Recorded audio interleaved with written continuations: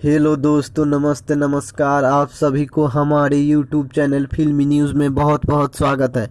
दोस्तों, आज आप सबको बताने वाला हूँ कि भोजपुरी के superstar mega power star Pawan Singh ji की आने वाली फिल्म हम है राही प्यार के, जिसके मुख्य भूमिका में पवन सिंह जी के साथ में हर्षिका पूनाचा जी नजर आने वाली है। आप सबको बता दो कि इस फिल्म के एक्ट्रेस हर्षिका पूनाचा जी का आज जन्मदिन है और उनकी जन्मदिन पे फिल्म हम है राही प्यार का सेकेंड लुक पोस्टर आउट किया गया है, जो कि अभी आप सब स्क्रीन और डिस्प्ले पे देख सकते हैं कि हम है राही प्यार के सेकेंड लुक पोस्टर आउट किया गया है, जो कि पोस्टर आप सब अभी स्क्रीन और डिस्प्ले पे देख रहे हैं।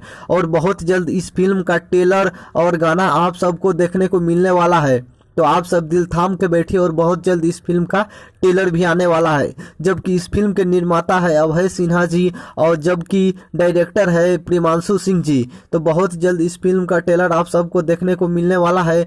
तो आप सब ऐसे ही ताज़ा तरीन और नए नए खबर जानने के लिए हमारे यूट्यूब चैनल फिल्मी न्यूज़ को सब्सक्राइब जरूर करें और साथ में बेल आइकन को दबाना ना भूलें। धन्यवाद।